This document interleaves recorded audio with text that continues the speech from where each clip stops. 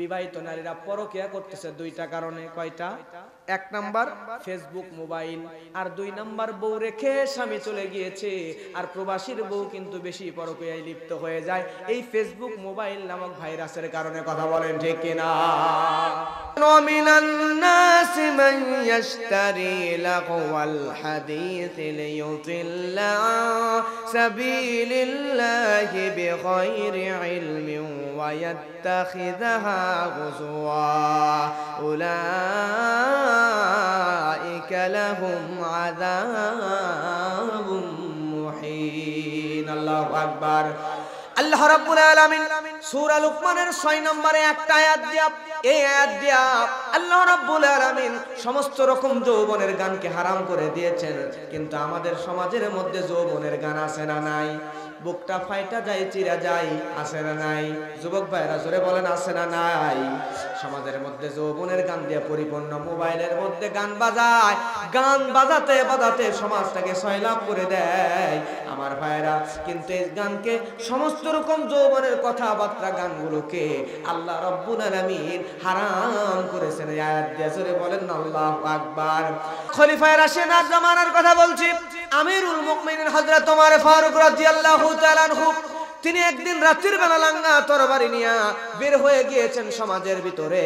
কোন লোক, কোন মহিলা, কোন পুরুষ কোন রকম অন্যায় কাজে লিপ্ত আছে কিনা দেখার জন্য বের হয়ে গিয়েছেন। রাস্তা দিয়ে হাঁটতে হাঁটতে হঠাৎ করে হযরতে ওমর ফারুকের কানের মধ্যে একজন যুবতী নারীর গানের আওয়াজ ভেসে আসলো। হযরত ওমর চিন্তা করেন, কিরে আল্লাহ রাব্বুল আলামিন আয়াত দিয়ে এই সমাজের মধ্যে, মদিনার মধ্যে, ইসলামী রাষ্ট্রের মধ্যে গান বলাটাকে তো হারাম করে দিয়েছেন চিরতরে, কিন্তু যৌবনের কথা দিয়া কোন জানে যুবতী নারী ঘরের মধ্যে যৌবনের গান বলতেছে। হযরত ওমরের মাথা গরম হয়ে গেল। হযরত ওমর ফারুক ওই মহিলার গেটের সামনে চলে গেল। যাওয়ার পরে ওই যুবতী নারীকে ডাক দিয়ে বলে, ও যুবতী নারী, তুমি তোমার ঘরের ভিতরে যৌবনের গান বলতেছো। কোন যুবকের কোলে জানি মাথা দিয়া যৌবনের গান তুমি বলতেছো? জোরে বলেন নাউজুবিল্লাহ। আল্লাহ যে গানকে হারাম করে দিল, সেই গান তুমি কেমনে বলতেছো? আমার ভাইয়েরা, সঙ্গে সঙ্গে ওই যুবতী নারীকে দরজা খুলতে বলে। ওই যুবতী নারী বিচার করবে হযরত ওমরের কাঠগড়ায় নিয়া। হযরত ওমর যখন বারবার ডাকে, যুবতী দরজা খুলে না। দরজা না খোলার কারণে আমার ভাইয়েরা, ওই যুবতী নারী যখন দরজা খুলল না, হযরত ওমরের রাগ, জোরে বলেন কম না বেশি? রাগের চোটে আমিরুল মুমিনিন হযরত ওমর ফারুক দৌড় দিয়ে চলে গেল ওই মহিলার বাড়ির পিছন দিকে। সদের দরজা রেখে পিছনে গিয়া, কেউ বলছেন দেওয়াল ভেঙে, কেউ বলছেন দেওয়াল টপকায় দরজা ভেঙে বাড়ির মধ্যে প্রবেশ করলো। করার পরে যুবতী নারীকে বলছে, ও হে যুবতী, তুমি কেন যৌবনের গান বললা? কোরআনের আয়াতকে কেন লঙ্ঘন করলা? তোমার শাস্তি হবে ওমরের কাঠগড়ায়। সঙ্গে সঙ্গে পর্দার আড়াল থেকে ওই যুবতী নারী বলছে, রে পথিক, জানি না তুমি কে, তুমি যে বলতেছো আমি কোরআনের একটা আয়াত লঙ্ঘন করেছি, আইন লঙ্ঘন করেছি, কোন আইন আমি লঙ্ঘন করলাম? হযরত ওমর বলতেছে, রে যুবতী, তুমি কোরআনের সূরা লুকমানের 6 নম্বর আয়াত লঙ্ঘন করেছো। আল্লাহ তো যৌবনের কথাবার্তা গানগুলোকে হারাম করে দিয়েছে, তারপরেও রাতের বেলায় কোন যুবককে কোলে মাথা নিয়ে তুমি গান শোনাচ্ছ? জোরে বলেন নাউজুবিল্লাহ। যুবতী নারী তখন বললে, রে পথিক, রে পথিক, তুমি হয়তো জানো না, তুমি যেই নারীর সামনে দাঁড়ায় আছো, এই নারী, আমি নারী সাধারণ কোনো নারী না, আমি হলাম আল্লাহর এই কোরআনের 30 পারার হাফেজা। সুবহানাল্লাহ। আমি যদি গান বলে ওই সূরা লুকমানের কোরআনের একটা মাত্র আয়াত লঙ্ঘন করি, পথিক তোমাকে তো চিনি না, তার কারণে যদি আমাকে খলিফা ওমরের কাঠগড়ায় নিয়ে, বিচারের কাঠগড়ায় নিয়ে যাও, তাহলে তুমি যুবক রাতের বেলা আমার বাড়ির মধ্যে ঢুকলা, আমি কোরআনের হাফেজ, আমি দেখতে পাচ্ছি তুমি কোরআনের 2-2টা আয়াতে 3-3টা বিধান লঙ্ঘন করেছো। জোরে বলেন আল্লাহু আকবার। মহিলা লঙ্ঘন করছে কয়টা আয়াত, কয়টা আইন? ওমর লঙ্ঘন করেছে কয়টা আয়াত? 2টা আয়াতের 3টা আইন। হযরত ওমর তো বেকায়দায় পড়ে গেছে। আল্লাহু আকবার বলবেন না? ওমর বেকায়দায় পড়ে গেছে। যুবতী, কোন 3টা আয়াতে, কোন 3টা আইন আমি লঙ্ঘন করেছি আমাকে একটু বলো। যুবতী নারী এবার বলা শুরু করে দিল। শুনবেন আপনারা আমার ভাইয়েরা, কারা কারা শুনবেন একটু হাত তোলেন। লিল্লাহি তাকবীর, নারায়ে তাকবীর। وليس البر بأن تأتوا البيوت من ظهورها ولكن البر من اتقى وأتوا البيوت من أبوابها واتقوا الله لعلكم تفلحون الله أكبر মহিলা বলতেছে আল্লাহ তো কোরআনের মধ্যে বলছেন পিছন দিক দিয়ে বাড়ির মধ্যে প্রবেশ করতে কোনো কল্যাণ নাই। বাড়ির মধ্যে যদি প্রবেশ করতে হয় অপরিচিত যে কোনো মানুষের বাড়িতে সামনে সদর দরজা দিয়ে প্রবেশ করা লাগবে। সুবহানাল্লাহ। কিন্তু রে পথিক, তুমি আমার বাড়ির মধ্যে প্রবেশ করছো, বলেন তো হযরত তোমার সদর দরজা দিয়ে ঢুকছে নাকি পিছনের দরজা ভেঙে? পিছনের দরজা ভেঙে আমার বাড়ির মধ্যে ঢুকছো। আমি হলাম কোরআনের হাফেজা, আর সূরা বাকারার আয়াত তুমি লঙ্ঘন করেছো, এই জন্য তোমার কি শাস্তি হবে? কয়টা বিধান লঙ্ঘন করছে? একটা বিধানের পরে বলছে আল্লাহ রাব্বুল আলামিন কোরআন মাজিদের মধ্যে বলছেন ইয়া আইয়ুহাল্লাযীনা আমানু লা তাদখুলু বুয়ুতান গায়রা বুয়ুতিকুম হাত্তা তাস্তানিসু ওয়া তুসাল্লিমু আলা আহলিহা যালিকুম খায়রুল লাকুম লাআল্লাকুম তাযাক্কারুন। আল্লাহ রাব্বুল আলামিন কোরআনের মধ্যে বলছেন হে মুমিনগণ, তোমরা নিজের গৃহ ব্যতীত অন্য কারো গৃহে যখন প্রবেশ করবা তখন সালাম না দিয়ে প্রবেশ করো না। কি না দিয়ে প্রবেশ করো না? সালাম দিয়ে তারপরে অনুমতি নিবাই, দুইটা কাজ করবা। কিন্তু ওমর রাদিয়াল্লাহু তাআলা আনহু ওই যুবতীর বাড়ির মধ্যে যখন ঢুকলো, এক নম্বরে সামনের দরজা দিয়ে ঢুকে নাই, 2 নম্বরে পিছন দরজা ভেঙে ঢুকেছে। দরজা যদি কেউ ভাঙে সে কি সালাম দেয় নাকি? সালাম দেয় নাই। বাড়ির মধ্যে ঢুকছে যুবতী নারী, বলে আমি একাকী সুন্দরী নারী, আমার বাড়ির মধ্যে একা। ওমর কে বলে যুবক, তুমি আমার বাড়ির মধ্যে ঢুকলা, সালামও দিলা না, আবার আমার বাড়ির মধ্যে অনুমতি নিয়েও ঢুকলা না। এখন আমি যুবতী নারী যদি তোমার বিরুদ্ধে ওমরের কাঠ গড়াই যায়, ধর্ষণের মামলা করে দিই, তোমার কি উপায় হবে? জোরে বলেন মারহাবা। হযরত ওমর তো বেকায়দায় পড়ে গেল, বিপদ কম না বেশি? হযরত ওমর বলে ও যুবতী নারী, মা তুমি এতক্ষণ রাগ ছিল, রাগ কমায় এখন যুবতীকে যুবতী থেকে বলতেছে মা তোমার এই জায়গায় আসছি, বুঝলাম আমি ভুল করেছি, কিন্তু তুমি বলো তুমি কেন এত রাত্রিতে যৌবনের গান কেন বলতেছিলা? সঙ্গে সঙ্গে যুবতী বলে রে আমি হযরত ওমরকে বলে জানে না ওইটা ওমর, মারহাবা বলবেন না? হযরত ওমরকে বলে রে পথিক, আমি এই কারণেই যৌবনের গান বলতেছিলাম, কারণ হলো আমার স্বামীকে হয়তো আপনি চিনবেন। আমার স্বামী হলো নবীজির বিখ্যাত সাহাবী আব্দুল্লাহ ইবনে সাদ, মারহাবা বলেন। আমিরুল মুমিনিন হযরত ওমর ইয়ারমুকের যুদ্ধের জন্য রোমান সৈন্যদের সাথে যুদ্ধের জন্য আমার স্বামীকে তলব করেছে। আমার সাথে আমার স্বামীর বিবাহের পরে এখনো বাসর হয় নাই। এমন সময় কে যেন ডাক দিল, রে আব্দুল্লাহ ইবনে সাদ তুমি আসো, আমিরুল মুমিনিন তোমাকে ডাক দিছে, তোমাকে এখনই যাওয়া লাগবে যুদ্ধের ময়দানে। আব্দুল্লাহ ইবনে সাদ হযরতে ওমরের ডাক শুনে তার স্ত্রীর কাছে এখনো মিলন হয় নাই, স্ত্রীর কাছ থেকে ভালো করে সাক্ষাৎ হয় নাই। ওইখান থেকে স্ত্রীকে বলে প্রাণ স্ত্রী, আল্লাহ তো বলেছে ইয়া আইয়ুহাল্লাযীনা আমানু আতিউল্লাহ ওয়া আতিউর রাসূল ওয়া উলিল আমরি মিনকুম। আল্লাহ রাব্বুল আলামিন কোরআনের মধ্যে তো বলছেন হে ইমানদারেরা তোমরা আল্লাহর আনুগত্য করো, রাসূলের আনুগত্য করো, এবং তোমাদের মধ্যে উলিল আমর যারা তাদের আনুগত্য করো। হযরত ওমর আমিরুল মুমিনিন যাদের জন্য ডাক দিয়েছেন, তার মানে তার আনুগত্য করা আমার জন্য ফরজ হয়ে গেছে। তোমার সঙ্গে আমি যুদ্ধে যায় যদি ফিরে আসি তোমার সঙ্গে দেখা হবে, আর যদি শহীদ হয়ে যায় জান্নাতের মধ্যে তোমার সাথে আল্লাহ দেখা করাবেন। সুবহানাল্লাহ। আব্দুল্লাহ ইবনে সাদ সেদিন বলেছিল প্রাণের বিবি রে 3 মাসের জন্য আমি চলে গেলাম যুদ্ধের ময়দানে। এই যুবতী বলতেছে যুবক 3 মাসের জন্য আমার স্বামী সেদিন আমাকে ছেড়ে চলে গিয়েছে। যাওয়ার পরে 3 মাস হয়ে গেলে আমাকে চিঠি দিছে, ও প্রাণের স্বামী আমাকে চিঠি দিয়েছে, প্রাণের স্ত্রী রে তুমি মন খারাপ করো না, 3 মাস হয়ে গিয়েছে, আমার ফিরে আসার কথা ছিল, কিন্তু হযরত ওমর আমাকে এখান থেকে আরেকটা যুদ্ধের জন্য আরেক জায়গায় পাঠিয়ে দিয়েছে। আল্লাহু আকবার। সেখানে যাওয়ার পর আরো 3 মাস চলে গেল। এইভাবে 3 তিরিখকে 9 মাস যখন চলে গেল, 9 মাস পরে আমার স্বামী এখন পর্যন্ত কোনো খোঁজ খবর পাঠায় নাই। এই জন্য আমি যুবতী নারী কেমনে স্বামীকে ছাড়া এতদিন একা থাকতে পারি? এই জন্য আমার স্বামীর বিরহে বেদনায় আমি যৌবনের গান বলতেছিলাম না, আমার স্বামীকে কষ্টে আমি ডাকতেছিলাম। আর এই গানটা আমার ডাকের এই কথাগুলো শুনে তুমি যৌবনের গান মনে করেছো রে পথিক। হযরত ওমর সঙ্গে সঙ্গে বলতেছে, মা একটু আমি আসি। একদমে হযরত ওমর বাড়ির দিকে চলে গেল। যাওয়ার পর হযরত ওমরের কন্যা হযরত হাফসা, যার এক জায়গায় বিবাহের পর স্বামী মারা গিয়েছিল, এরপর রাসূল সাল্লাল্লাহু আলাইহি ওয়াসাল্লামের সাথে বিয়ে হয়েছিল।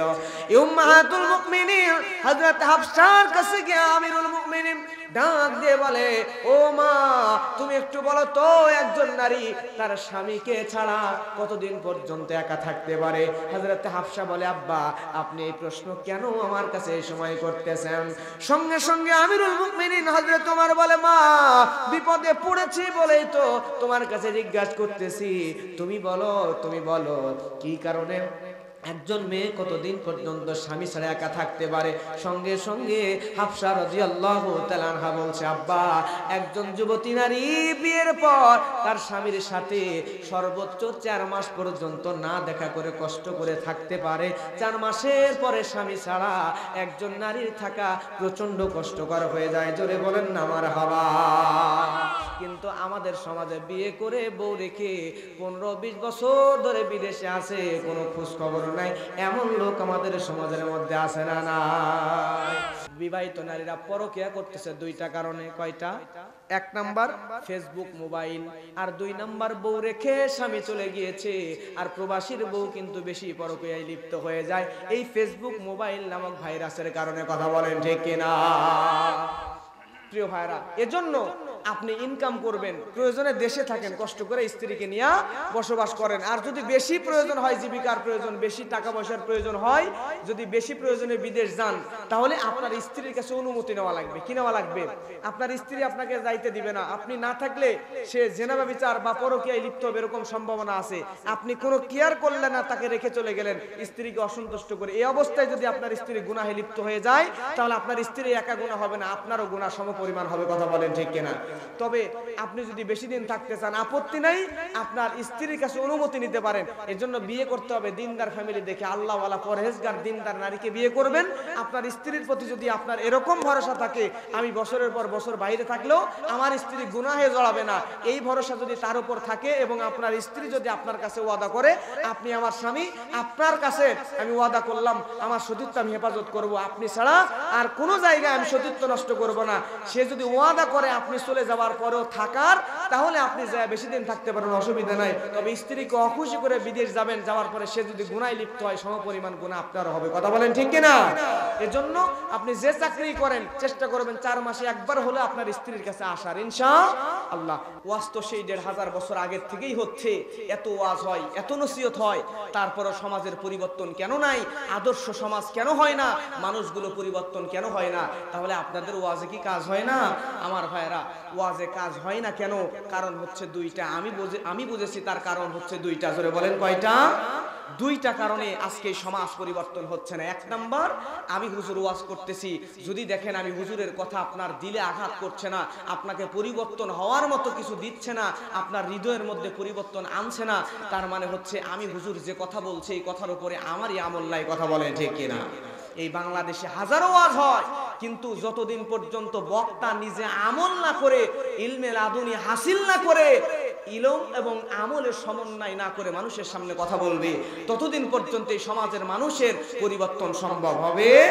নিজেকে আমল করতে হবে, তারপর মানুষের সামনে বলতে হবে, তবেই আমার কথা আপনার হৃদয়ের গভীরে গিয়ে পৌঁছাবে। কথা বলেন ঠিক কিনা? আল্লাহর হাবিবের মধ্যে আমল ছিল, সুবহানাল্লাহ বলবেন না? এরপরে 2 নম্বর, এই সমাজের পরিবর্তন ততদিন হবে না যতদিন পর্যন্ত আল্লাহর এই কোরআন দিয়া এই সমাজের বিচার কার্য পরিচালনা না করা হবে। মসজিদে নববীতে রাসূল সাল্লাল্লাহু আলাইহি ওয়াসাল্লাম বসে যেভাবে ওই মদিনা রাষ্ট্র নবীজি পরিচালনা করেছেন, ওই নবীজির হালতে যতদিন পর্যন্ত এই রাষ্ট্রকে ইসলামী রাষ্ট্রের আদলে গঠন করা না হবে ততদিন পর্যন্ত যতই ওয়াজ করি পরিপূর্ণ ওয়াজের কাজ হবে।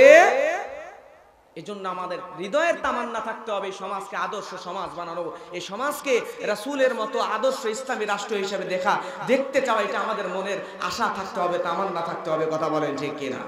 নতুবা আজে কাজ হবে না। কারণ আপনি মনে করেন এই যে জমিতে বসে আছেন, এই মাহফিলের মাঠে, এখানে আপনি কোনো একটা ফসল চাষ করবেন, ফসল চাষ করার জন্য পানি সেচ করতেছেন, এখন পানি সেচ দিচ্ছেন, চারিদিকে আইল নেই, আইল না থাকার কারণে আপনি যদি 2, 4, 5, 10 দিনও পানি সেচ দেন, এই জমির মধ্যে কি পানি থাকবে নাকি সব বের হয়ে চলে যাবে? সব বের হয়ে চলে যাবে। এই জমির মধ্যে পানি থাকবে তখন চারিদিকে আপনি আইল দিবেন যখন। কথা বলেন ঠিক কিনা? আইল হচ্ছে এ কোরআন দিয়ে সমাজ পরিচালনা। কোরআন দিয়ে সমাজ পরিচালনা না করলে সমাজের পরিবর্তন হবে না। আমি হুজুর ওয়াজ করতে গেছি, আমার বাস্তব জীবনের ঘটনা, ওয়াজের জন্য মঞ্চে উঠছি, মঞ্চ থেকে নামছি, নামার পর দেখতেছি আমার জুতাই মঞ্চের নিচে নাই। আমার বাস্তব জীবন থেকে বলছি। প্রিয় ভাইরা, আজকেও আপনারা আপনাদের নরসিংদী বড় মসজিদে যখন যান, দেখবেন মসজিদের ভিতরে জুতা রাখার জন্য আলাদা আলাদা বক্স করা হয়েছে। কেন? কারণ মসজিদের ইমাম সাহেব তার জামি জুতাটা নিয়ে মসজিদের ভিতরে যায় এক কর্নারে সুন্দর করে রেখে দেয়। কারণ আপনি যতই ইমানদার হন, মসজিদের আপনার যদি 2200 টাকা দামের জুতা মসজিদের সামনে রেখে আসেন আর নামাজে দাঁড়ায় যান, তাহলে এই সমাজে এখন বর্তমানে আপনি আল্লাহু আকবার বলে পড়তেছেন সূরা ফাতিহা, আর মনের মধ্যে আসছে আহারে জুতা বাইরে মনে বলে রেখে আসলাম, জুতা আসে না নাই, আসে না নাই। আমার ভাইয়েরা লক্ষ্য করেন, মক্কি জীবনে আল্লাহর নবী দাওয়াত দিচ্ছেন, কোরআন নাজিল শুরু হয়ে গিয়েছে। মক্কি জীবনে, নবীজির মক্কি জীবনে 13টি বছর হয়ে গেল, 93টি সূরা নাজিল হয়ে গেল। তারপরও মক্কি জীবনে আল্লাহর নবী কেউ না, কোন সাহাবী কেউ না, আল্লাহ একবারও ইয়া আইয়ুহাল্লাযীনা আমানু হে ঈমানদার বলে ডাক দেন নাই। জোরে বলেন আল্লাহু আকবার। আমার ভাইয়েরা, মক্কি জীবনে আল্লাহর হাবিব সাল্লাল্লাহু আলাইহি ওয়াসাল্লাম ছিলেন। এই মক্কি জীবনে বহু বড় বড় সাহাবীরা ছিলেন, কিন্তু আমার ভাইয়েরা হযরতে আবু বকরকে আল্লাহ ঈমানদার বলে ডাকেন নাই, উমর উসমান আলীকেও আল্লাহ ঈমানদার বলে ডাকেন নাই, আল্লাহর নবীকেও ঈমানদার বলে ডাকেন নাই। আসলে কি তারা ঈমানদার ছিলেন কি ছিলেন না? অবশ্যই ঈমানদার, তারপরও ডাকলেন না। কিন্তু আল্লাহর নবী যখন হিজরত করে মদিনায় চলে গেলেন, যাওয়ার পরে আল্লাহ রাব্বুল আলামিন কোরআনের বহু জায়গায় ঈমানদার বলে ডাক দিয়েছেন। সুবহানাল্লাহ। পার্থক্য কি কারণ হলো? নবীজি যখন মক্কায় ছিলেন, মক্কায় বড় বড় সাহাবীরা ছিল, নবীজিও ছিলেন, সব ছিল, কিন্তু মক্কার জমিনে আদর্শ সমাজ ছিল না। নবীজি থাকলো এই কোরআনের আইন মক্কার জমিনে ছিল না। কিন্তু মদিনায় যাওয়ার পরে নবীজি যখন ইসলামী রাষ্ট্র গঠন করে ফেললেন, আল্লাহ পর্যায়ক্রমে বহু জায়গায় আল্লাহ রব্বুল আলামিন সবাইকে ঈমানদার বলে ডাক দিলেন। সুবহানাল্লাহ। তার মানে প্রিয় ভাইয়েরা আমার, এই সমাজ যদি পরিবর্তন করতে চান তাহলে কোরআনের বিকল্প আছে নাকি? সমাজ যদি পরিবর্তন করতে চান আল্লাহর হাবিবের আদর্শের বিকল্প আছে নাকি?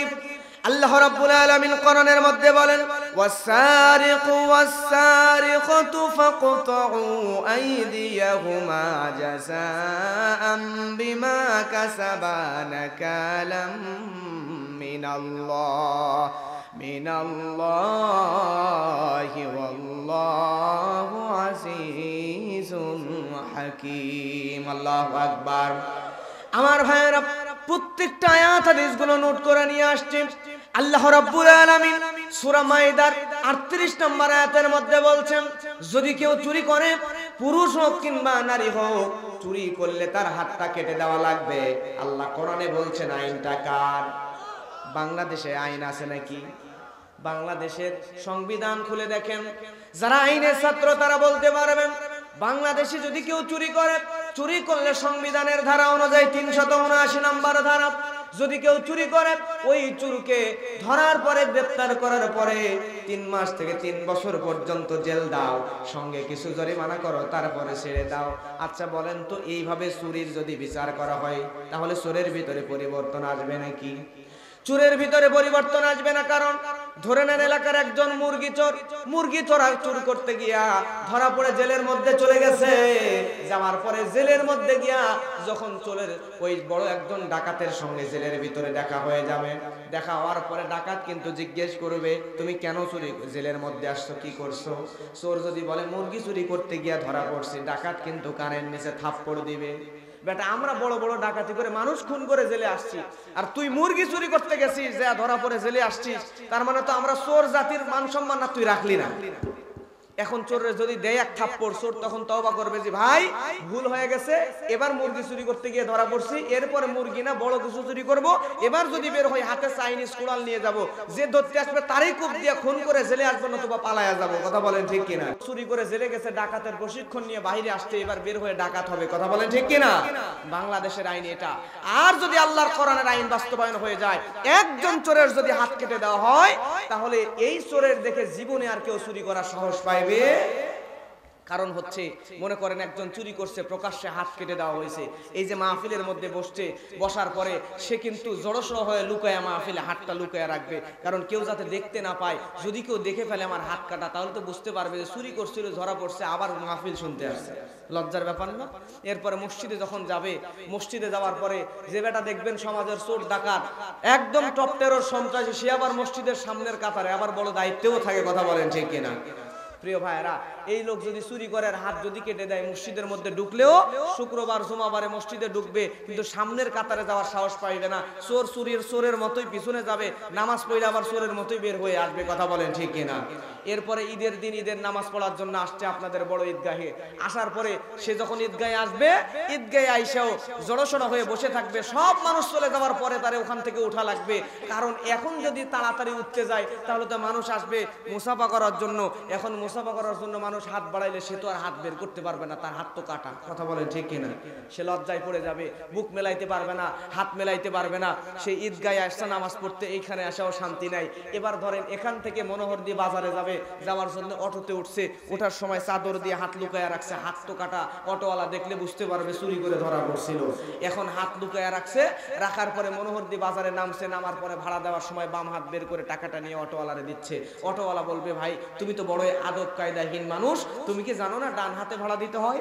এখন বেচারা যখন ডান হাত বের করবে না, যদিও বের করে, অটোওয়ালা দেখলেই বুঝতে পারবে হাতটা কাটা। এ বেটা তো চোর, চুরি করে ধরা পড়ে হাত কেটে সে আবার আমার অটোতে উঠছে, অটোই অপবিত্র করে ফেলছে। কথা বলেন ঠিক কিনা? যেখানেই যাবে সেখানেই অপমান।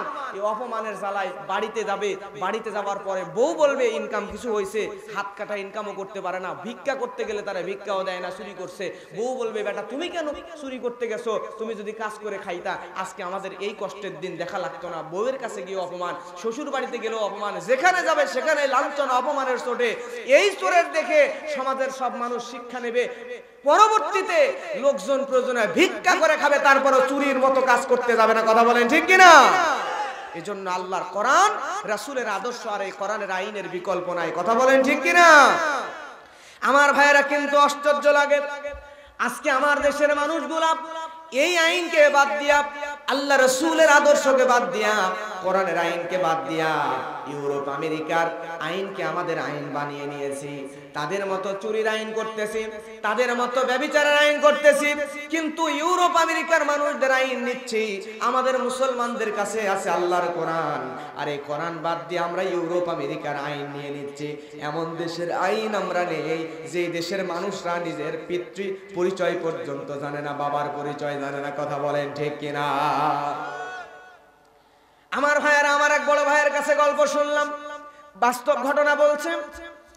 ওই ইউরোপের একটা দেশের একজন যুবক, বিভিন্ন দেশের মানুষগুলা মিশর আল আজহারে পড়াশোনা করে, মদিনা বিশ্ববিদ্যালয়ে, মক্কা বিশ্ববিদ্যালয়ে পড়াশোনা করে, বিভিন্ন দেশের মানুষ একত্রিত হয়ে সেখানে পড়াশোনা করে। ওই জায়গায় একজন ইউরোপের একজন যুবক, তাকে তার বন্ধুরা জিজ্ঞাসা করছে ভাই বলো তো তুমি তোমার বাবার নাম কি? সে বলতে পারে না। তখন সে তার মায়ের কাছে ফোন লাগাইছে, মা বলো তো আমার বাবার নাম কি? মা তখন বলতেছে, বাবারে তোমার যে বাবার নাম কি তা আমিও জানি না, ডায়েরি বের করে দেখা লাগবে। ডায়েরি বের করে ওই ছেলের মায়ের যতগুলো বয়ফ্রেন্ড ছিল সবার নাম বের করেছে। বের করার পরে একে একে খুঁজে মেলাইতেই পারে না। শেষ পর্যন্ত যুবক রাগ হয়ে গিয়েছে, বন্ধুদের কাছে প্রেস্টিজ ইস্যু হয়ে গিয়েছে। যুবক রাগান্বিত হয়ে যাওয়ার পরে কোর্টে পর্যন্ত মামলা দিয়েছে মায়ের বিরুদ্ধে। মা এবার বাবাকে খুঁজে দেওয়া লাগবে। বাবা এবার এই মা এবার তার যতগুলো বয়ফ্রেন্ড সব ছেলে বন্ধুদেরকে নিয়ে আইসা ওই 50 জনের ডিএনএ টেস্ট করার পরে তাদের মধ্যে এই ছেলের একজন ম্যাচ করা, তাকে বাবা নির্ধারণ করা হয়েছে। জোরে বলেন নাউজুবিল্লাহ। আজকে কপাল পড়া মুসলমান, আমাদের কাছে আছে আল্লাহর কোরআন, আর এই কোরআন বাদ দিয়া যারা তাদের পিতৃ পরিচয় জানে না, বাবার পরিচয় জানে না, তাদের কাছ থেকে আইন মানুষের তৈরি করা ধার করা আইন নিয়ে আজকে আমাদের বাংলাদেশে আমরা চালু করে রেখেছি, আর কোরআনকে আমরা দূরে রেখে দিয়েছি। কথা বলেন ঠিক কিনা? এজন্য আজকে মুসলমানরা নিগৃহীত নিষ্পেষিত, এত আমাদের উপরে নির্যাতন স্টিম রোলার চলে। এই কারণেই, কারণ আমাদের কাছে কোরআন থাকার পরও আমরা মানুষের কাছে আইন ধার করতে যাই। কথা বলেন ঠিক কিনা? আমার ভাইয়েরা লক্ষ্য করেন, আল্লাহ রাব্বুল আলামিন কোরআন মাজিদের মধ্যে বলেন, ওয়াকরনা ফি বুয়ুতিকুন্না ওয়ালা তাবাররাজনা তাবাররুজাল জাহিলিয়াতিল উলা। আল্লাহ রাব্বুল আলামিন কোরআনের মধ্যে বলছেন, ও সমাজের নারীরা, তোমরা জাহিলি যুগের নারীদের মতো সেজে গুজে অর্ধ উলঙ্গ ভাবে সমাজের নারীরা তোমরা বের হয়ো না। অর্ডারটা জোরে বলেন কার? আল্লাহ রাব্বুল আলামিন নারীদেরকে পর্দাহীন ভাবে বের হতে নিষেধ করতেছেন। কিন্তু আজকে আমার দেশের আমার সমাজের মধ্যে নারীদের পর্দা পুরোপুরি আসে নাকি? নারীরা পুরোপুরি পর্দা করে না। কিন্তু আজকে যদি রাসূলের আদর্শ বাস্তবায়ন হইতো, এই কোরআন যদি সমাজের মধ্যে বাস্তবায়ন হইতো, তাহলে একজন নারীও ঘর থেকে বের হওয়ার সময় একজন মুসলিম নারীও বোরখা ছাড়া বের হতে পারত না। কথা বলেন ঠিক কিনা? ইসলামী সমাজ কায়েম হয়ে গেলে, ইসলামী রাষ্ট্র কায়েম হয়ে গেলে, কোরআন যদি চালু হয়ে যেত সমাজের মধ্যে, রাসূলের আদর্শ যদি পরিপূর্ণ চালু হয়ে যেত, তাহলে এই সমাজের মধ্যে আজকে মোটরসাইকেল ধরার জন্য মোটরসাইকেলের হেলমেট না থাকলে, ড্রাইভিং লাইসেন্স না থাকলে, ট্যাক্স টোকেন ফেল হয়ে গেলে সার্জেন্ট যেমন রাস্তার মোড়ে মোড়ে দাঁড়ায়, আজকে যদি ওই রকম করে বেপরদা নারীদের শিক্ষা দেওয়ার জন্য দাঁড়ায়া যাইতো, তাহলে আজকে যুবকরা ডিসকভার পালসার পাচ্ছে মোটরসাইকেলের পিছনে, পাতলা শাড়ি পরায় বউকে বেপরদায় বসায় আরো 10 জন যুবকের জেনা, চোখের জেনা করাইতে সাহস পাইতো না। ঠিক কিনা? আমার ভাইয়েরা, আজকে সমাজের মধ্যে যদি এইরকম সার্জেন্ট বসায় দেওয়া হতো, তাহলে এইরকম বেপরদা নারীরা বোরখা ছাড়া মুসলিম কোন নারী ঘর থেকে বের হওয়ার সাহস পাইতো? যশোর ক্যান্টনমেন্টের বাস্তব একটা ঘটনা, জেনারেল এরশাদের সময়কার ঘটনা। তৎকালীন সময়ে দেখবেন কিছু কিছু ডিফেন্সের চাকরি যারা করে, সেনাবাহিনীতে জব করে, কিন্তু মোটামুটি ধার্মিক এরকম মানুষ আছে না?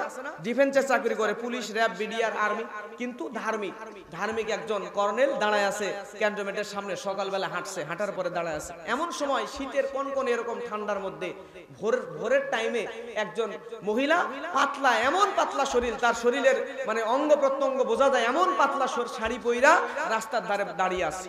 এমন সময় এই লোকটা দেখে তার মাথা গরম হয়ে গেছে যে 92% মুসলমানের দেশ যুবকদের ঈমান নষ্ট করার জন্য দাঁড়ায় আছে। ওই নারীকে ওই দিন সেফাইদের দ্বারা ঠান্ডা পানির মধ্যে ডুবায় নিছে। আল্লাহু আকবার বলবেন না? কারণ উনি বলে যে তুমি নারী এই কনকনে ঠান্ডার মধ্যে না জানি এত পাতলা শাড়ি পরে দাঁড়িয়ে আছো, তাহলে না জানি গরমের মধ্যে কাপড় পরে বের হয় কিনা, এটাই তো সন্দেহ। কথা বলেন ঠিক কিনা? প্রিয় ভাইরা, এই নারীকে শাস্তি দিয়েছে তার ওকালতি করার জন্য। পার্শ্বে আর একজন সিপাহী দাঁড়ায় ছিল যে স্যার, মেয়ে মানুষ এভাবে ঠান্ডার মধ্যে পানির মধ্যে না নামালেও হয়। তখন কর্নেল বলে যে এই নারীকে পানির মধ্যে যদি 1 কোমর 1 ডুব দেওয়ানো হয়, তুমি তার দালালি করার জন্য তোমারও তো 5 ডুব দেওয়ানো হবে। জোরে বলেন না আল্লাহু আকবার। যারা পর্দার বিরুদ্ধে যাবে তাদেরকে এরকম করে ডবল শাস্তি কার্যকর করা লাগবে সমাজের মধ্যে। কথা বলেন ঠিক কিনা? আমার ভাইয়েরা লক্ষ্য করেন, কিন্তু আজকে আমাদের সমাজে বেপরদা নারীরা পর্দাহীনতা করতে করতে রাসূলের আদর্শ না মানার কারণে এই সমাজটা এরকম হয়ে গিয়েছে। নারীদের পুরুষরা একদম কাজের লোকের মতো হয়ে গিয়েছে। ঈদের সময় যখন বাজারে যাবেন, যাওয়ার পরে দেখবেন বাজারে দোকানের সামনে যে মহিলা বাজারে গেছে, মার্কেটে গেছে, মহিলার পিছনে তার স্বামী দাঁড়ায় আছে। মহিলা মার্কেটের ভিতরে ঢুকছে, ঢোকার পরে দোকানদারের সঙ্গে কথোপকথন করে, আর ওই নারীর পিছনে যুবক এতিমের মতো দাঁড়ায় থাকে। দেখলে মনে হয় মেয়েটাই রাজমিস্ত্রি, আর পিছনে তার স্বামী হলো জোগাড়ি। কথা বলেন ঠিক কিনা? অবস্থাটা এরকম হয়ে গেছে। কিন্তু আজকে যদি রাসূলের আদর্শ এই সমাজের মধ্যে থাকতো, তাহলে এই সমাজের মধ্যে কেউ এরকম দুঃসাহস দেখাইতে পারতো না। কথা বলেন ঠিক কিনা? আমার ভাইয়ের আদর্শ সমাজ গঠন করতে চাইলে পর্দার বিকল্প নাই। আল্লাহ রাব্বুল আলামিন কোরআন মাজিদের মধ্যে বলছেন, আয-যানিয়াতু ওয়াজ-যানি ফাজলিদু কুল্লা ওয়াহিদিম মিনহুমা মিআতা জালদা। আল্লাহ রাব্বুল আলামিন কোরআনের মধ্যে বলেন, যদি কোনো ব্যভিচারী পুরুষ কিংবা নারী যদি ব্যভিচার করে, তাদেরকে 100টা বেত্রাঘাত করা লাগবে। যদি বলেন কয়টা? 100টা। কোরআনের মধ্যে আল্লাহ বলছেন, পুরুষ কিংবা নারী ব্যভিচার করলে 100টা বেত্রাঘাত করা লাগবে। কিন্তু আমাদের সমাজের মধ্যে এই আইন আছে নাকি? মুরব্বী যারা তারা বলতে পারবেন, আজ থেকে 20, 25, 50 বছর আগেকার কথা। তৎকালীন সময়ে যদি জেনা ব্যভিচার করে ধরা পড়তো, তাহলে নিয়ে এসে 100 বেত এক জায়গায় করে এক বাড়ি মেরে ছেড়ে দেয়। ছিল কিনা এরকম? এই শাস্তি যদি থাকে, তাহলে যে যুবককে মারা হবে সে তো আর এক বেত দিয়ে একে 100টা মারলে যে ব্যথা, 100টা একসাথে মারলে কি ওই ব্যথা লাগে না কম লাগে? যুবক চিন্তা করবে এত মজার শাস্তি, আগে একবার করছে আরো 10 বার ব্যভিচার করবো। নাউজুবিল্লাহ বলবেন না? এটা ছিল আগের শাস্তি। কিন্তু বর্তমানের শাস্তি হলো এরকম, জেনা ব্যভিচার তো দূরে থাক, একজন সম্ভ্রান্ত পরিবারের ধনী পরিবারের যুবক ছেলে যদি একজন গরিব লোকের মেয়ের সাথে, জেনা তো দূরে থাক, ধর্ষণও যদি করে ফেলে, তাহলে তার শাস্তি কি জানেন? ওই ছেলের বাবা ওই মেয়ের বাবার কাছে 5 লাখ টাকার একটা বান্ডিল নিয়ে যায়, যাওয়ার পরে বলে যে এই টাকা নেন, নিয়ে মুখ বুজে থাকেন, যদি বেশি কথা বলেন তাহলে এই সমাজ থেকেও আপনাকে বহিষ্কার করা হবে। জোরে বলেন ঠিক কিনা? কিন্তু এই সমাজ থেকে যদি জেনা ব্যভিচার কমাইতে চান, তাহলে বিবাহের বিকল্প কিছু নাই। সমাজের যুবকদেরকে বেশি বেশি বিবাহের ব্যবস্থা করে দিতে হবে। আজকে আমাদের সমাজে বিয়ে দিতে গেলেও ঝামেলা। বিয়ে দিতে গেলে দেখবেন একটা মেয়ের 18 বছর হইতে যদি 3 মাস কম হয়, তারপরেও এলাকার লোকজন বা বাইরের কিছু লোক আছে, ক্রিমিনাল মানুষ, তারা আবার পুলিশ নিয়ে এসে বিয়ে ভেঙে দেয়। আছে না নাই? বিবাহ পর্যন্ত ভেঙে দেয়, 3 মাস হয় নাই। কিন্তু অবাক লাগে, আজকে আপনি আবাসিক হোটেলগুলোতে গিয়ে দেখেন, পার্কে গিয়ে দেখেন, ওই জায়গায় যায় ইচ্ছা মতো জেনা ব্যভিচারে লিপ্ত হচ্ছে যুবক আর যুবতীরা।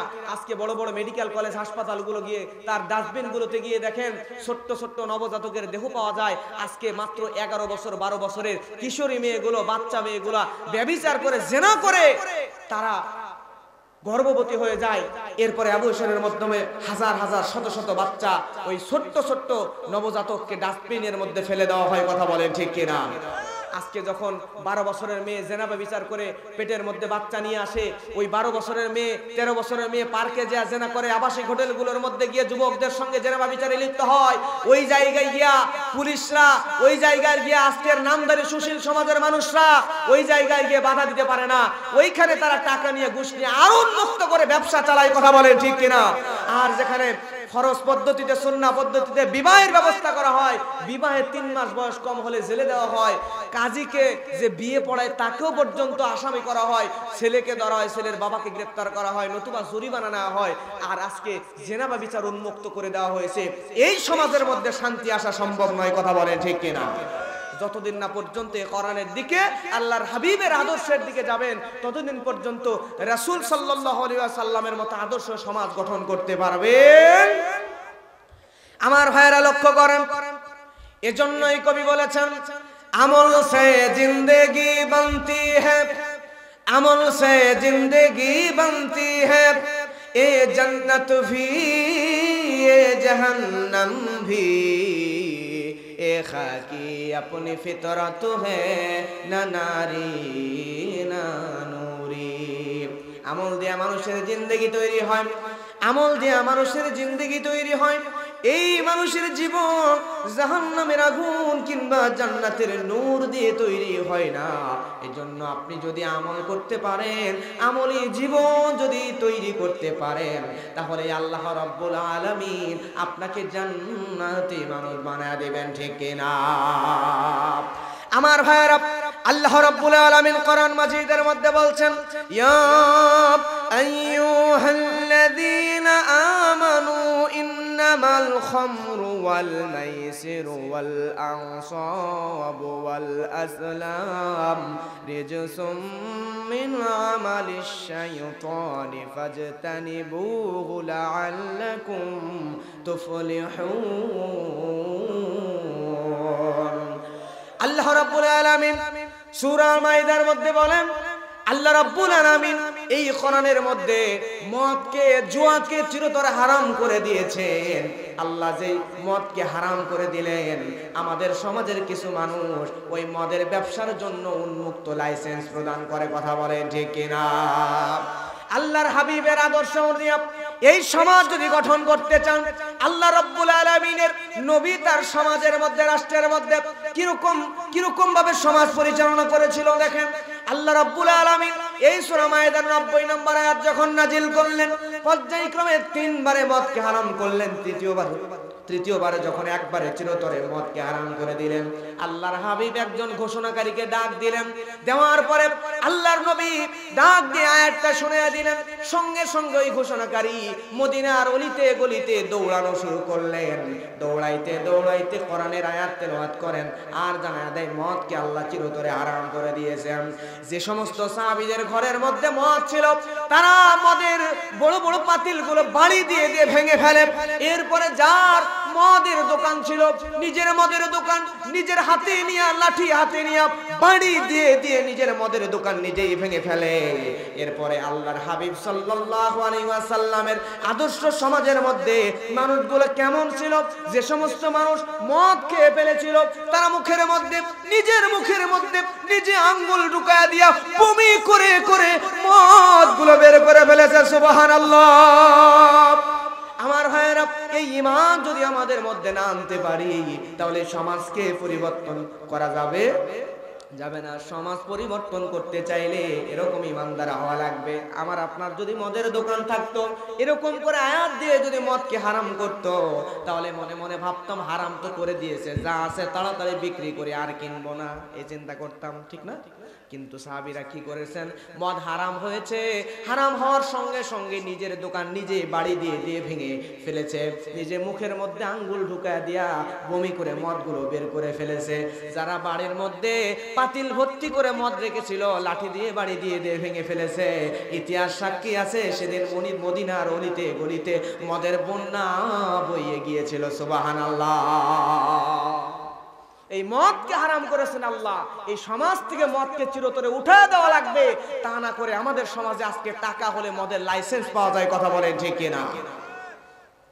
এই সমাজকে পরিবর্তন করবেন, রাসূলের ন্যায় আদর্শ সমাজ তৈরি করবেন, তাহলে এই সমাজ থেকে মদ তুলে দেওয়ার দরকার। জোরে বলেন, আছে না নাই?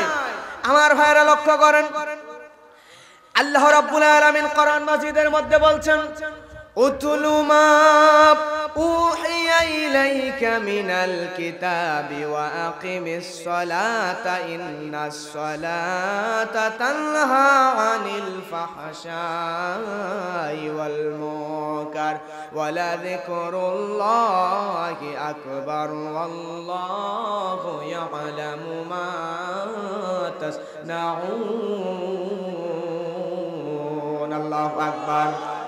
আমার ভাইয়েরা, কষ্ট হয় আপনাদের, শেষ করে দিব, খারাপ লাগে?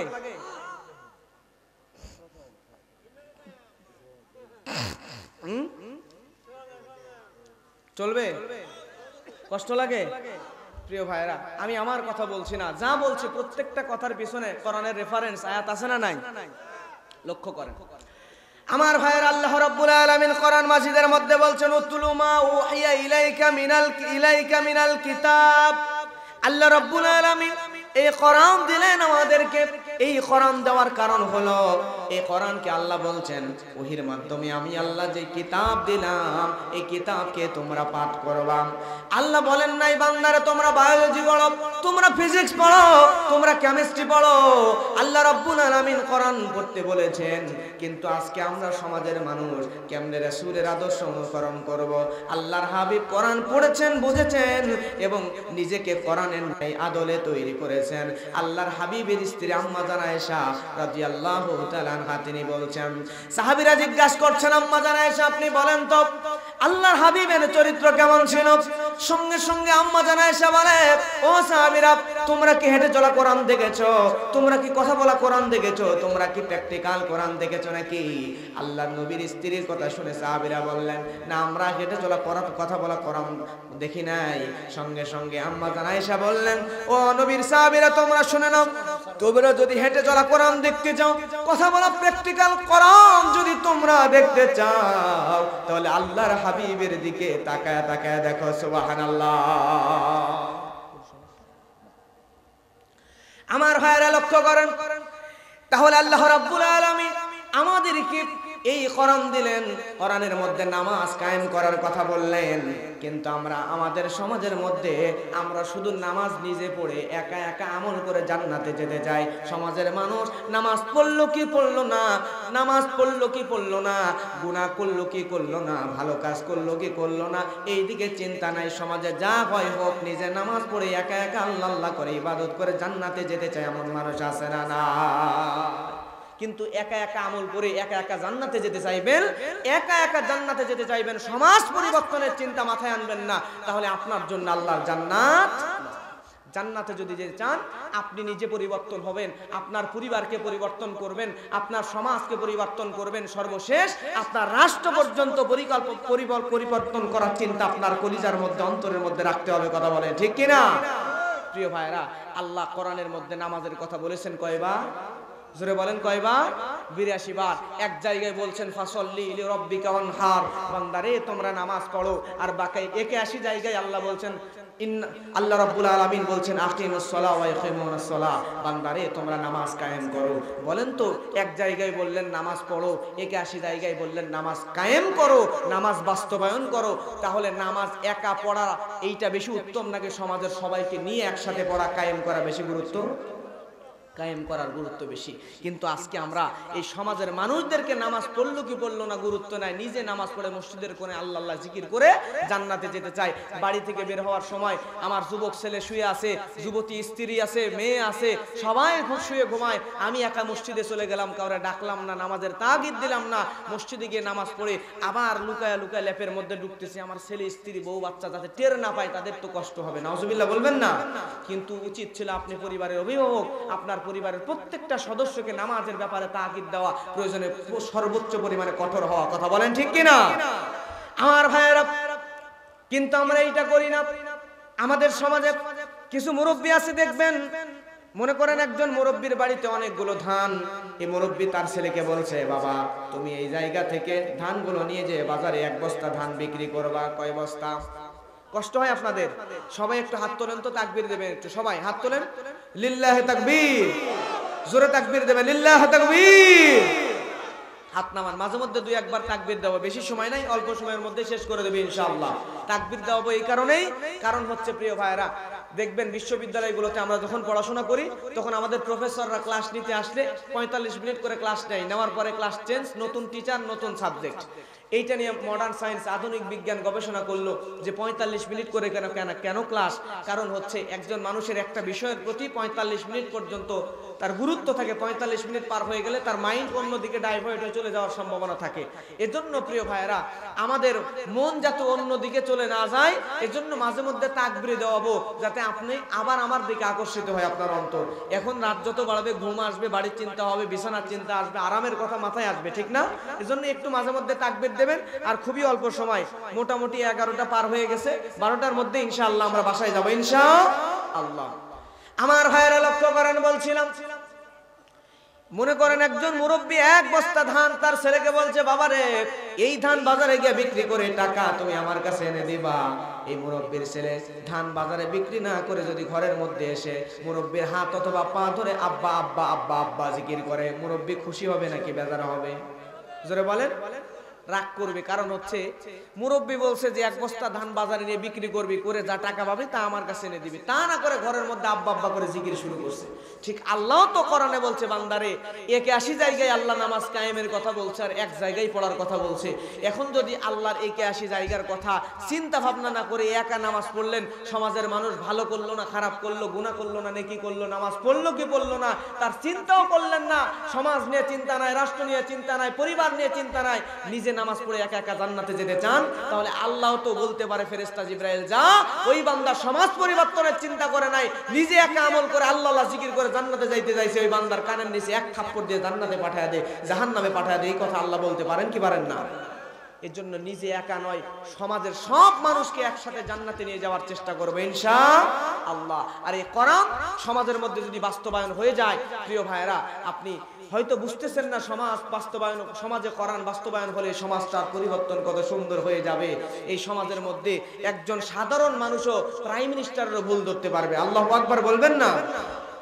অর্ধ জাহানের খলিফা হযরত ওমর রাদিয়াল্লাহু তাআলা আনহু, এই হযরত ওমর রাদিয়াল্লাহু তাআলা আনহু একদিন তিনি খুতবা দেওয়ার জন্য মিম্বারে উঠেছেন। এমন সময় সামনে থেকে হযরতে সালমান ফারসি রাদিয়াল্লাহু তাআলা আনহু, সাধারণ একজন সাহাবী, হযরত ওমরের দিকে বলছেন, আমিরুল মুমিনিন আপনি বক্তব্য বন্ধ করেন। খুতবা চলাকালীন সময় অর্ধ জাহানের প্রেসিডেন্টকে সাধারণ একজন সাহাবী বলছেন বক্তব্য বন্ধ করেন। সঙ্গে সঙ্গে আমিরুল মুমিনিন বক্তব্য বন্ধ করে দিলেন। তারপরে সামনের সাহাবী বলতেছেন, আমিরুল মুমিনিন বাইতুল মাল থেকে আমাদের সবাইকে তো জুব্বার কাপড় দেওয়া হয়েছে, কিন্তু আমাদের কারো কাপড় দিয়ে তো পরিপূর্ণ জুব্বা তৈরি করতে পারি নাই, কাউরে তো ভালো মতো জুব্বা হয় নাই, কিন্তু আপনি যে জুব্বা পরে খুতবা দিতেছেন, আপনার লম্বা এত লম্বা জুব্বা, তার মানে আপনি কি বাইতুল মাল থেকে একটু বেশি কাপড় নিছেন নাকি? আমিরুল মুমিনিন আর কথা বলতে পারেন নাই। সামনেই ছিল আব্দুল্লাহ, হযরত ওমরের ছেলে আব্দুল্লাহ ইবনে ওমর দাঁড়িয়ে বলে, ও নবীর সাহাবী, আপনার আমার আব্বাকে জিজ্ঞাসা করতেছেন, আব্বার বদলে আমি জবাব দিয়ে দিই। আব্দুল্লাহ বলে, বাইতুল মাল থেকে সব মানুষদেরকে যেমন আপনাদেরকে জুব্বার কাপড় দেওয়া হয়েছে, আমি আব্দুল্লাহকেও তো পাঞ্জাবির একটা কাপড় দেওয়া হয়েছিল।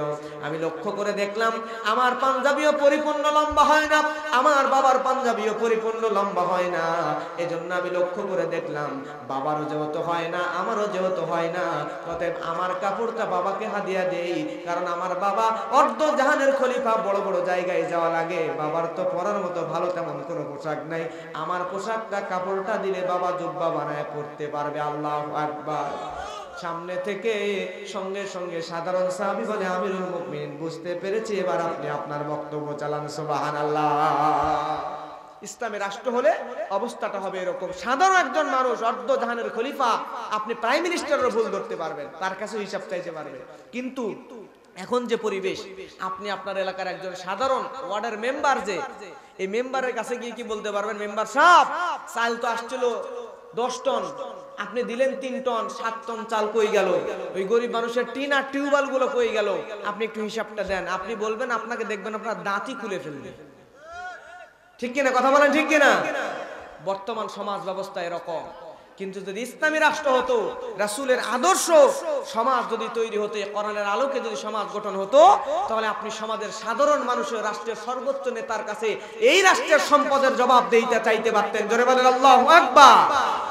আমার ভাইরা লক্ষ্য করেন, আল্লাহ রাব্বুল আলামিন কোরআনের মধ্যে বলছেন, আল্লাযীনা ইম্মাক্কান্নাহুম ফিল আরদি আকামুস সালাতা ওয়া আতাবুজ যাকাহ ওয়া আমারু বিল মা'রুফি ওয়া নাহাউ আনিল মুনকার। আল্লাহু আকবার।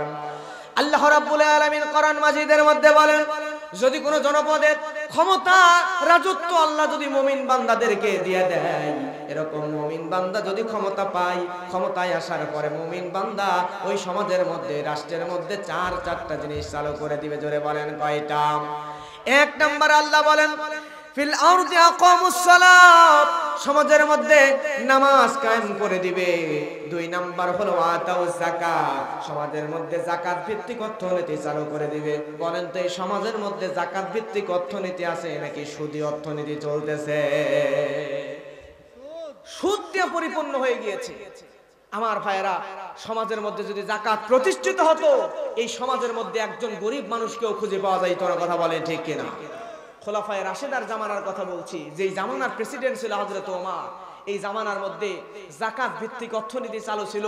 যেই জামানায় মানুষরা গরিবদেরকে খুঁজতো যাকাত দেওয়ার জন্য, কিন্তু খুঁজে পাইতো না। সুবহানাল্লাহ বলবেন না?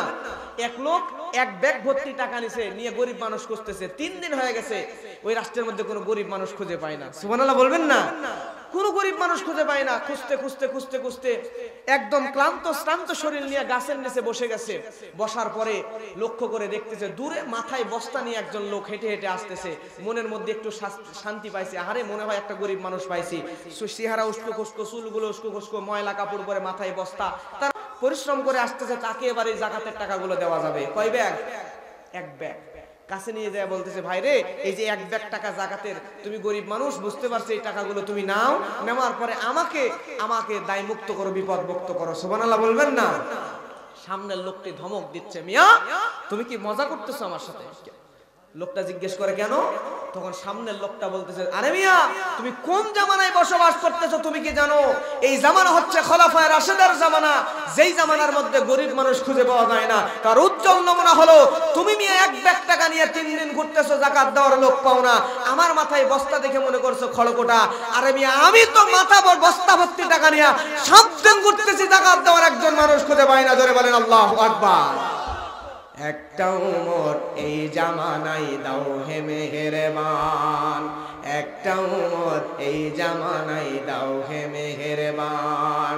দিনের পথে অকাতরে, দিনের পথে অকাতরে বিলিয়ে দেবে প্রাণ। একটা উমর এই জামানায় দাও হে মেহেরবান। লিল্লাহি তাকবীর। আমার ভাইয়েরা, এই সমাজের মধ্যে যাকাত ভিত্তিক অর্থনীতি চালু হয়ে গেলে এত সুন্দর সমাজ হয়ে যাবে। কিন্তু আমাদের সমাজ সুদ দিয়ে পরিপূর্ণ হয়ে গিয়েছে। মানুষদেরকে পাইকারি দরে সুদের মধ্যে ঢোকাচ্ছে। কথা বলেন ঠিক কিনা? কিন্তু আমার ভাইয়েরা, সুদের যে শাস্তি কত ভয়ানক! একজন মানুষ যদি সুদের সাথে জড়িত হয়, সরাসরি আল্লাহর রাসূল তাকে লানত দেয়। আল্লাহর হাবিব বলেছেন, মুসলিম শরীফের হাদিস, লানা রাসূলুল্লাহ সাল্লাল্লাহু আলাইহি ওয়াসাল্লাম, লানা রাসূলুল্লাহ সাল্লাল্লাহু আলাইহি ওয়াসাল্লাম আকিলুর রিবা ওয়া মুকিলাহু ওয়া শাহিদাইহি ওয়া কাতিবাহু। আল্লাহর নবী বলছেন, 4 প্রকার ব্যক্তি, যে ব্যক্তি সুদ খায়, যে ব্যক্তি সুদ দেয়, যে ব্যক্তি সুদের সাক্ষী দেয়, এবং যে ব্যক্তি সুদের লেখক, এই 4 শ্রেণীর ব্যক্তিকে সরাসরি আল্লাহর হাবিব লানত দিয়েছে। জোরে বলেন নাউযুবিল্লাহ। এই সুদটা যে কত ভয়ানক আমার ভাইয়েরা! আল্লাহর নবী আর একটা হাদিসের মধ্যে, সহিহ বুখারীর মধ্যে আসছে, আন সামুরা ইবনে জুনদুব রাদিয়াল্লাহু তাআলা আনহু قال النبي صلى الله عليه وسلم رأيت الليلة رجلين آتياني فأخرجاني إلى أرض مقدسة। আল্লাহর নবী সাল্লাল্লাহু আলাইহি ওয়াসাল্লাম বলেন, আমি স্বপ্নের মধ্যে দেখলাম, আমি নবী যখন ঘুমায় গেলাম, 2 জন ব্যক্তি, কয়জন? 2 জন ব্যক্তি স্বপ্নের মধ্যে আমি দেখলাম, আমাকে নিয়ে এমন একটা ভূমিতে, পবিত্র ভূমিতে নিয়ে গেল। পাশে দেখতে পেলাম একটা বিশাল বড় রক্তের নদী। কিসের নদী? রক্তের নদী। রক্তের নদীর ভিতরে একজন ব্যক্তি এরকম করে হাবুডুবু খায়, আর তীরের মধ্যে বিশাল বড় একটা পাথর নিয়ে মানুষ দাঁড়ায় আছে। আমি নবী লক্ষ্য করে দেখলাম, রক্তের নদীর মধ্যে থেকে লোকটা সাতরা তীরের দিকে আসার চেষ্টা করে, আর তীরের মধ্যে যেই লোকটা পাথর নিয়ে দাঁড়ায় আছে, এই লোকটা পাথর তুলে ওই নদীর মধ্যেকার মাথার উপরে ঠাস করে মেরে দেয়, আর ওই লোকটার মাথা ফেটে বিখণ্ড হয়ে আবার নদীর ভিতরে চলে যায়। যতবার ধারে আসার চেষ্টা করে, ততবার তার মাথার উপরে পাথর মারা হয়। আমার ভাইয়েরা, আল্লাহ নবী হযরত জিবরাইল আমিনকে জিজ্ঞাসা করলো, ও জিবরাইল, এই লোকটাকে রক্তের নদীর মধ্যে দেখা যায়, সঙ্গে সঙ্গে জিবরাইল আমিন বলে, ইয়া রাসূলুল্লাহ, যেই লোকটাকে দেখতে পাচ্ছেন সামনের দিকে, ওই লোকটা আর কেউ নয়, ওই লোকটা ছিল দুনিয়াতে সুদখোর। জোরে বলেন নাউযুবিল্লাহ। তার মানে যদি দুনিয়াতে আপনি সুদের সঙ্গে জড়িত হয়ে যান, তাহলে ওই রক্তের নদীর মধ্যে ফেলানো হবে, আর তীর থেকে পাথর মাথার মধ্যে মেরে আপনার মাথা ফাটায় দেওয়া হবে। যতবার আপনি নদীর তীরে এসে উপরে ওঠার চেষ্টা করবেন, ততবার মাথায় পাথর মেরে আবার রক্তের নদীর মধ্যে ফালায় দেওয়া হবে। জোরে বলেন না আল্লাহু আকবার। আমার ভাইরা, আল্লাহ রাব্বুল আলামিন কোরআন মাজিদের মধ্যে বলছেন, ইয়া আইয়ুহাল্লাযীনা আমানুত্তাকুল্লাহা ওয়া যারু মা বাকিয়া মিনার রিবা ইন কুনতুম মুমিনিন। আল্লাহ রাব্বুল আলামিন কোরআন মাজিদের মধ্যে বলছেন, হে ইমানদারেরা, তোমরা আল্লাহকে ভয় করো এবং সুদের যত টাকা বকেয়া আছে সমস্ত সুদের বকেয়াকে তোমরা মাফ করে দেওয়া না টাকা। তার মানে হলো আমার ভাইয়েরা, যদি আপনি কারো কাছে সুদের উপরে টাকা দিয়ে থাকেন, টাকা দিয়েছেন বিনিময়ে সুদ পাবেন, আজকে আয়াত জানার পরে, আল্লাহর কোরআন জানার পরে ওই সুদকে আপনার মাফ করে দেওয়া লাগবে। আল্লাহ অর্ডার করেছেন, মাফ যদি করতে পারেন তাহলে ঈমানদার, আর মাফ না করলে আপনি ঈমানদার হতে পারবে না, কারণ ঈমান এবং সুদ একসাথে থাকতে পারে। আল্লাহ রাব্বুল আলামিন আরেকটা আয়াতের মধ্যে বলছেন, রব্বুল আলামিন বলেন, ফাইল্লাম তাফআলু ফাআযানু বিহারবিম মিনাল্লাহি ওয়া রাসূলিহি। আল্লাহু আকবার।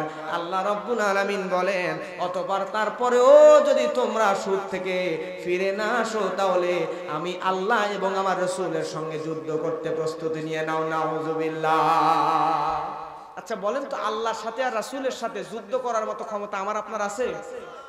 তার মানে আপনি জেনে বুঝেও জানছেন সুদ হারাম, তারপরও জেনে বুঝেও যদি আপনি সুদের সাথে জড়িত থাকেন, সুদকে ছেড়ে না দেন, তাহলে আল্লাহ রাব্বুল আলামিন বলছেন, তাহলে আমার সঙ্গে এবং আমার হাবিবের সঙ্গে, আমার রাসূলের সঙ্গে যুদ্ধ করতে প্রস্তুতি নিয়ে নাও।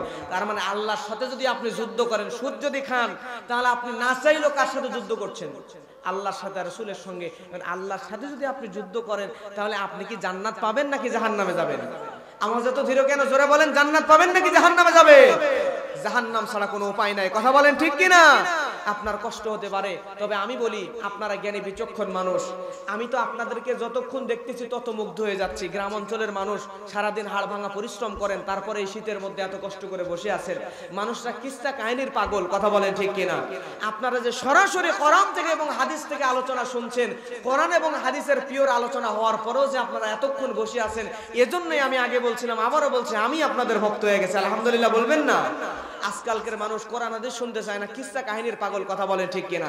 তবে নরসিংদী জেলা আমাকে এত ভালো লাগে, কারণ এই জেলা এমন, আলহামদুলিল্লাহ, বাংলাদেশের প্রত্যেকটা জেলা এই জেলার আদলে হওয়া দরকার। এই কারণে, কারণ প্রত্যেকটা মাহফিলে দেখতেছি বক্তাদের সঙ্গে তাদের আলোচনার বিষয় নির্ধারণ করে দেওয়া হয়। আলহামদুলিল্লাহ বলবেন না? কারণ আলোচনা বিষয় নির্ধারণ করে দিলে পড়ালেখা করে তারপরে এসে ওয়াজ করবে, নতুবা ক্যাসেট মুখস্থ করার দিন কিন্তু বর্তমানে আর বাংলাদেশ নাই। কথা বলেন ঠিক কিনা? ক্যাসেট মুখস্থ করে আসবে, এদেরকে মঞ্চে দেবেন না। মঞ্চে যারাই আসবে, আল্লাহর কোরআন আগে দেবেন, দেওয়ার পরে বলবেন, হুজুর যা বলবেন কোরআন থেকে কথা বলেন, কোরআন হাদিসের বাইরে কোনো কথা আমরা শুনতে চাই না। কথা বলেন ঠিক কিনা?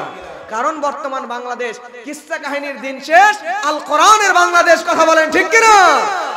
আমার ভাইরা লক্ষ্য করেন, তাহলে এই সুদের সঙ্গে জড়িত হওয়া যাবে না। আপনারা জ্ঞানী বিচক্ষণ মানুষ, আপনারা বলবেন, একটা পুকুরের পাশে ছোট্ট একটা বাচ্চা গভীর পুকুরের পাশে বসে খেলা করতেছে, পুকুরের পানির মধ্যে পড়লেই মারা যাবে, আশেপাশে কোনো মানুষ নাই। আপনি জ্ঞানী মানুষ যদি ওই দিক দিয়ে হেঁটে যান, তাহলে ওই বাচ্চাকে তুলে আনবেন নাকি ওই জায়গায় রেখে চলে যাবেন? অবশ্যই তুলে আনবেন। আপনি যখন তুলে আনতে যাবেন, তখন কিন্তু ওই ছোট্ট বাচ্চা আপনাকে চিমটি দেবে, দাড়ি ধরে টান দেবে, কারণ বুঝবে না তার খেলা করায় আপনি ব্যাঘাত ঘটাইছেন মনে করবে। ঠিক কিনা বলেন আমার ভাইয়েরা? কিন্তু এই ছোট্ট বাচ্চা বুঝতে পারবে না, তার কষ্ট লাগবে, কিন্তু আপনি তাকে সাময়িক খেলার আনন্দ থেকে দূরে রাখলেও তাকে চিরস্থায়ী ভাবে জীবনটা তার বাঁচিয়ে দিচ্ছেন। কথা বলেন ঠিক কিনা? আমি যে কথাগুলো বলছি, সাময়িকভাবে আপনার কষ্ট লাগতে পারে, কিন্তু আমার ভাইয়েরা, আমি আপনাকে, আপনি আমার ভাই, আমি আপনাকে একসঙ্গে নিয়ে জান্নাতে যেতে চাই। কথা বলেন ঠিক কিনা? আপনার কষ্ট লাগলেও, খারাপ লাগলেও, আমাকে আপনি খারাপ মনে করলেও, আমি আপনাকে চিরস্থায়ী কষ্ট থেকে বাঁচাইতে চাই। সুদ জানার পরেও যদি গুনাহ, হারাম জানার পরেও যদি সুদ না ছেড়ে দেন, তাহলে জাহান্নাম ছাড়া কোনো বুদ্ধি নাই। জোরে জোরে বলেন কথা ঠিক কিনা? আমার ভাইরা লক্ষ্য করেন, সুদ যদি না ছেড়ে দেন, আজকে আমরা অজু ভেঙে গেলে অজু করে নি, নামাজ ভেঙে গেলে নামাজ দহরা নেই। আমার ভাইরা কিন্তু আজকে সুদ খাওয়ার কারণে ঈমান ভেঙে গেছে। অনেক মানুষের ঈমান ভেঙে যায়, কিন্তু ঈমান নবায়ন করার দরকার আছে, কিন্তু আমরা করি না। কথা বলেন ঠিক কিনা? কারণ ওই যে বললাম, সুদ এবং ঈমান একসাথে থাকতে পারে না। আল্লাহর নবী বলেন, আর রিবা সালাসাতু ওয়া সাবউনা বাবান আইসারুহা আইয়ানকিহার রাজুলু উম্মাহু। এই সুদ এতটাই খারাপ, এতটাই খারাপ, আল্লাহর নবী হাদিসের মধ্যে বলেছেন, যে ব্যক্তি সুদ খাবে, এই সুদের ৭৩টা গুনাহ আছে। এই ৭৩টা গুনাহর সর্বনিম্ন গুনাহ হলো নিজের আপন মায়ের সঙ্গে জিনায় লিপ্ত হওয়া। জোরে বলেন নাউযুবিল্লাহ। দুনিয়াতে যে নারী টাকার বিনিময়ে নিজের দেহ বিক্রি করে, এই প্রতিটা নারীও কিন্তু নিজের সন্তানের সঙ্গে জিনা করে। কিন্তু আমার ভাইয়েরা লক্ষ্য করেন, আল্লাহর নবী আরেক হাদিসের মধ্যে বলছেন, দিরহামুল ইবানি আকুলুহু রাজুলু ওয়া হুয়া ইয়ালাম। আল্লাহর নবী বলছেন, যদি কোনো মানুষ জেনে শুনে 1 টাকাও সুদ খায়, আসাদুম মিন সিত্তাতি ওয়া সালাতিনা সিনাতান, আল্লাহর নবী বলছেন, তাহলে 1 টাকা সুদের খাইলে 36 বার জিনা করলে যেই গুনাহ, সেই গুনাহ তার আমলনামায় দেওয়া হয় কতবার? আপনারা জ্ঞানী বিচক্ষণ মানুষ বলবেন, 1 টাকার সুদ খেলে যদি 36 বার জিনার গুনাহ হয়, তাহলে 1000 টাকা সুদ খেলে কত হাজার বার জিনার গুনাহ হয়? কত হাজার? সবাই জোরে বলেন, কত হাজার? 36,000 বার। 1000 টাকার সুদ খাইলে 36,000 বার জিনার গুনাহ হয়।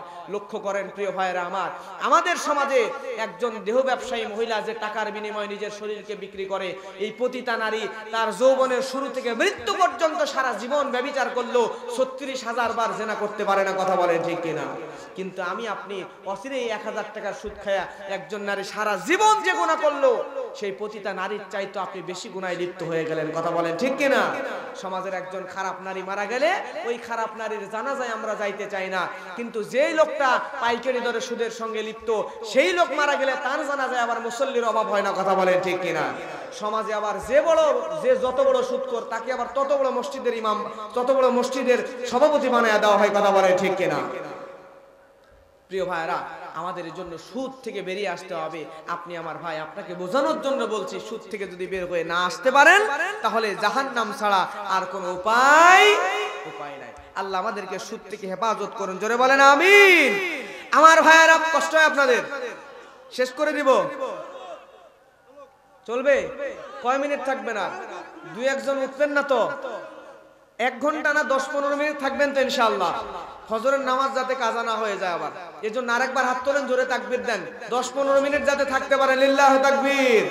জোরে জোরে টান টান করে হাত তোলেন, জোরে তাকবীর হবে। রব্বাকা ফাকাব্বির, তাকবীর হবে রবের নামে। আপনারা এই নরসিংদীর মাটি থেকে তাকবীর দিয়ে দেবেন, এখান থেকে তাকবীর চলে যাবে ঢাকায়, সেখান থেকে Kuwait, Qatar, Indonesia, Bahrain, Philippines, America, Africa, তার রাশিয়া, তুরস্ক, ভ্যাটিকান সিটি সহ तमाम পৃথিবী প্রকম্পিত হয় আল্লাহর আরশে আজিম পর্যন্ত যেন তাকবীরের ধ্বনি চলে যায়। লিল্লাহু তাকবীর, নারায়ে তাকবীর। রাসূল সাল্লাল্লাহু আলাইহি ওয়াসাল্লাম ওই গুণে ধরা সমাজ পরিবর্তন করার জন্য, জাহেলিয়াতের সমাজ পরিবর্তন করার জন্য, পথভোলা মানুষদেরকে সঠিক পথের দিশা দেখানোর জন্য আল্লাহর হাবিব সাল্লাল্লাহু আলাইহি ওয়াসাল্লাম তিনি আপ্রাণ চেষ্টা করা শুরু করলেন। সর্বপ্রথম নিজের আদর্শ দিয়া, নিজেকে বিলীন করে দিয়ে মানুষকে পরিবর্তনের চেষ্টা করলেন। তার বয়স যখন মাত্র 17 বছর, তখন হেলফুল ফজল নামক একটা সংগঠন তৈরি করলেন, অন্যায়ের বিরুদ্ধে দাঁড়ানোর জন্য, সৎ কাজের আদেশ করার জন্য। জোরে বলেন সুবহানাল্লাহ। আপ্রাণ প্রচেষ্টা করার পরেও দীর্ঘদিন দাওয়াতি কাজ অব্যাহত রাখলেন আল্লাহর রাসূল সাল্লাল্লাহু আলাইহি ওয়াসাল্লাম এরকম যুবকদেরকে নিয়ে। কিন্তু একটা পর্যায়ে রাসূল সাল্লাল্লাহু আলাইহি ওয়াসাল্লাম তিনিও নিজেকে নিয়ে ডিপ্রেশনে চলে গেলেন, হতাশায় চলে গেলেন। তিনি চিন্তা করলেন আমি এভাবে দাওয়াত দিচ্ছি, মানুষের পরিবর্তন হয় কিন্তু সামগ্রিক একটা পরিবর্তন লক্ষ্য করা যায় না। আল্লাহর হাবিব চলে গেলেন হেরা গুহায়, জাবালে নূর পর্বতের হেরা গুহায় ধ্যানে চলে গেলেন। যাওয়ার পরে সেখানে ধ্যানমগ্ন অবস্থায় আল্লাহ সুবহানাহু ওয়া তাআলা আল্লাহর হাবিবের প্রতি কোরআন মাজিদ নাজিল করে দিলেন। জোরে বলেন সুবহানাল্লাহ। আল্লাহ জানায় দেয়, হাবিব শুধুমাত্র আপনার আদর্শ দিয়া এই সমাজের মানুষের পরিবর্তন করা যাবে না। আপনি যদি সমাজকে পরিবর্তন করতে চান, এই সমাজকে পরিবর্তন করতে চাইলে, রাষ্ট্রকে পরিবর্তন করতে চাইলে, মানুষদের পরিবর্তন করতে চাইলে লাগবে আপনার আদর্শ প্লাস আমি আল্লাহর কোরআন। জোরে বলেন সুবহানাল্লাহ। আল্লাহ রাব্বুল আলামিন কোরআন মাজিদ দিয়ে দিলেন। আল্লাহ রাব্বুল আলামিন কোরআনের মধ্যে বলছেন, ইন্না আরসালনা ইলাইকাল কিতাবা বিল হাক্কি লিতাহকুমা বাইনান নাসি বিমা আরাকাল্লাহ। আল্লাহু আকবার।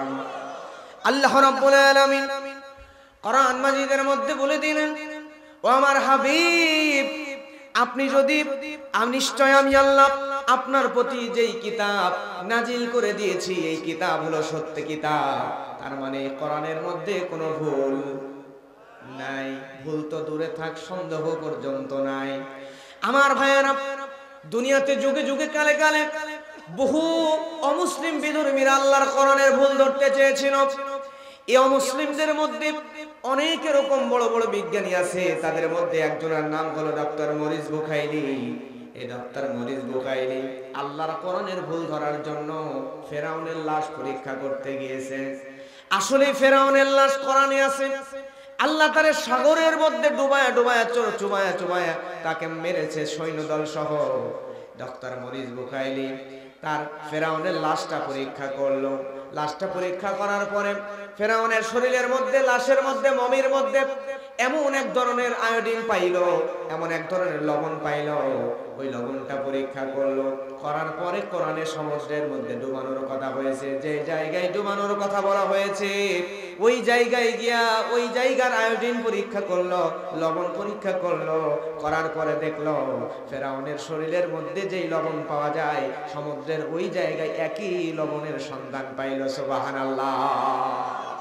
কোরআনের ভুল ধরতে গিয়া নিজের জীবনের পরিবর্তন খুঁজে পাইল। নিজের জীবনের ভুল খুঁজে পেয়ে নিজেকেই পরিবর্তন করে ইসলামের সুশীতল ছায়ায় চলে আসলো। জোরে বলেন সুবহানাল্লাহ।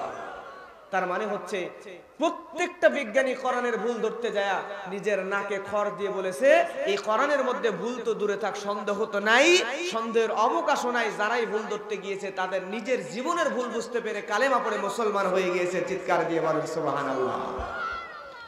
আমার ভাইয়েরা লক্ষ্য করেন, আল্লাহ রাব্বুল আলামিন আয়াতের পরের অংশে বলছেন, লিতাহকুমা বাইনান নাসি বিমা আরাকাল্লাহ। আল্লাহ রাব্বুল আলামিন কোরআনের মধ্যে বলছেন, আমি আল্লাহ কোরআন এই সত্য কিতাব নাজিল করেছি যাতে করে কোরআন দিয়ে আপনি সমাজের মধ্যে বিচার ফয়সালা কার্যক্রম পরিচালনা করতে পারেন। সুবহানাল্লাহ। এই কোরআনকে আল্লাহ সমাজ পরিবর্তনের জন্য দিয়েছেন। এই কোরআনকে আল্লাহ দিয়েছেন, আল্লাহর হাবিবকে কোরআন দিলেন, কারণ এই কোরআন এবং হাবিবের আদর্শ দিয়া আল্লাহ রাসূল সাল্লাল্লাহু আলাইহি সাল্লামের সমাজকে পরিবর্তন করে আলোর সমাজ, কোরআনের সমাজ বানিয়ে দিবেন। জোরে বলেন সুবহানাল্লাহ। আমার প্রিয় ভাইরা লক্ষ্য করেন, এই কোরআনকে আল্লাহ রাব্বুল আলামিন দিলেন সমাজ পরিবর্তনের জন্য, বিচার কার্য পরিচালনা করার জন্য। কিন্তু আজকে আমরা এই কোরআনকে শুধুমাত্র এই জিন তাড়ানোর কাজে লাগাই। প্রিয় ভাইয়েরা, একটা কলম দিয়ে মানুষের চোখে গুঁতো দিয়া চোখ কিন্তু অন্ধ করে দেওয়া যায়। কথা বলেন ঠিক কিনা? কলমকে চোখে গুঁতো দিয়া চোখ অন্ধ করার জন্য বানানো হয় নাই, কলম বানানো হয়েছে লেখালেখি করার জন্য।